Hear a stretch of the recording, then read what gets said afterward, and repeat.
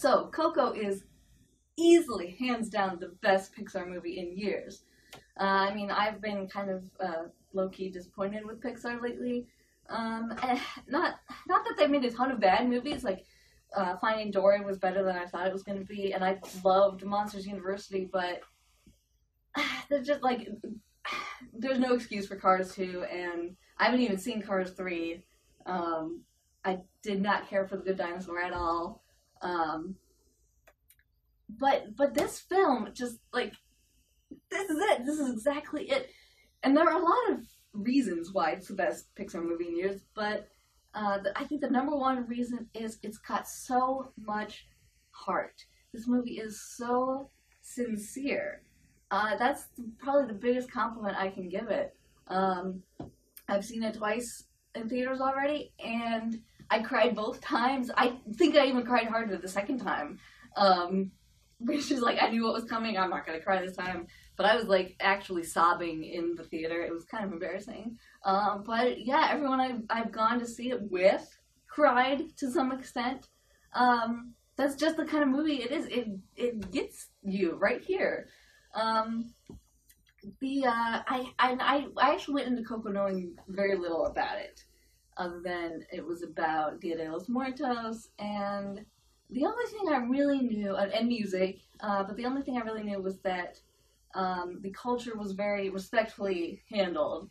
When I go to see a movie that, like, I know I'm definitely going to go see it in theaters, I try to avoid looking at a lot of reviews, just to keep myself fairly, spoiler free. But yeah, everyone was saying how well Mexico was represented in this movie, and that was pretty much all I needed to hear.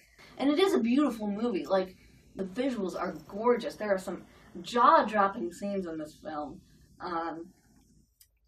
But, beyond just the visuals, the animation is outstanding. The way that Hector moves in particular is really great. I love how loose and fun he is. And a particular note is the guitar playing.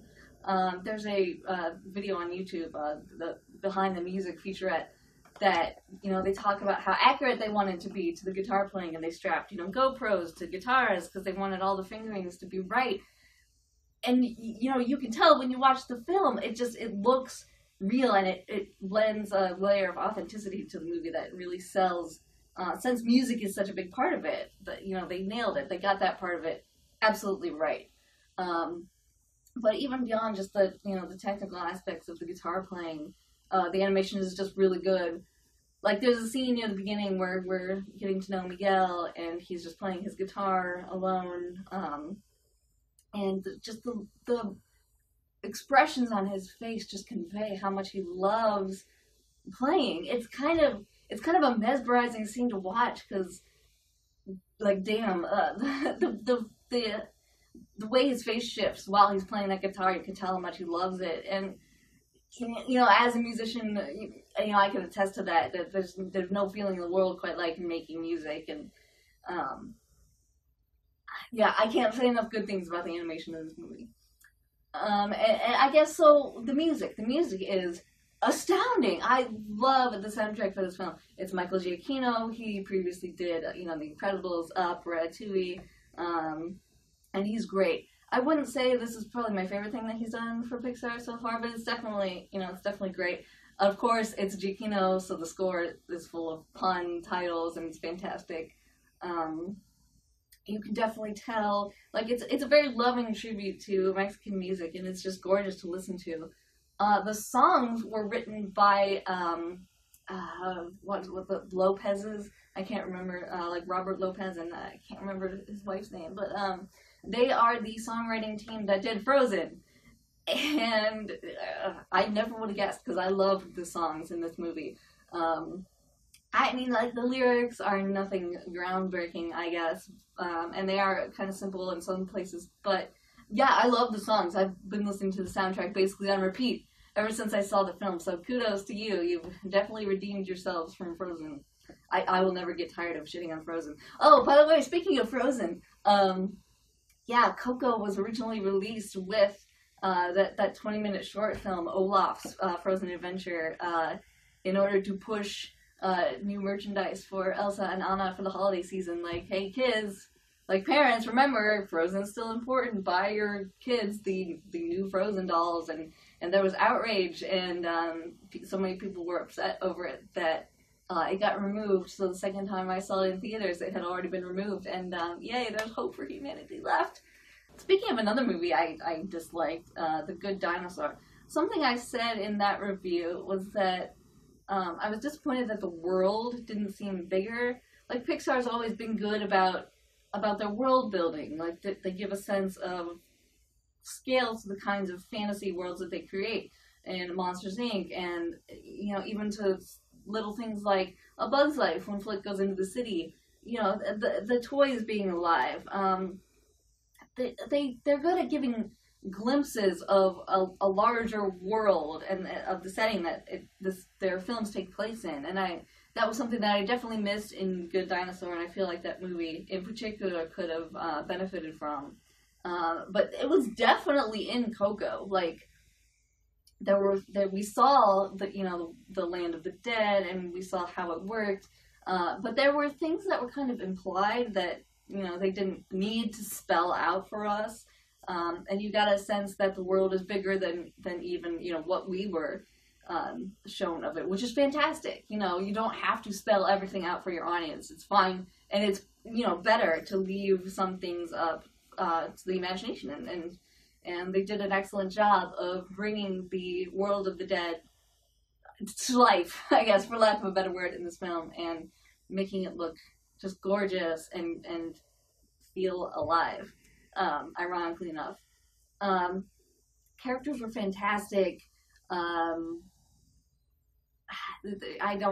There's a twist. There's a couple twists in this movie, and I don't know. I'm not the biggest fan of twists, just for the sake of having them in the movie, but they were handled really well, and I loved them, and they added to this movie. They totally worked.